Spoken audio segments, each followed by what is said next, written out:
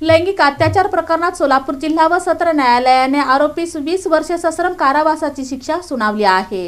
लैंगिक अत्याचार प्रकरणात जिल्हा व सत्र न्यायालय 3 सोलापूर येथील न्यायाधीश D.N. सुरवसे यांनी आरोपी लक्ष्मण विठ्ठल शिंदे वय 30 राहणार मोहोळ यास 20 वर्षे सश्रम कारावास व 20,000 रुपये दंडाची शिक्षा सुनावली। सरकार पक्षातर्फे ॲडव्होकेट शीतल डोके यांनी काम पाहिले तर आरोपी तर्फे ॲडव्होकेट रवींद्र पाटील यांनी बाजू मांडली। तपास अधिकारी म्हणून PSI राठोड यांनी काम पाहिले। पीडितेवर घरात कोणी नसताना आरोपीने लैंगिक अत्याचार केला व घटनेची वाच्यता केल्यास जीवे मारण्याची धमकी दिली होती। नंतर त्रास वाढल्यानंतर वैद्यकीय तपासणीत पीडिता गर्भवती असल्याचे निष्पन्न झाले। पीडितेच्या आजीने चौकशी केल्यानंतर हा प्रकार उघडकीस आला। त्यानंतर मोहोळ पोलीस ठाण्यात फिर्याद दाखल करण्यात आली।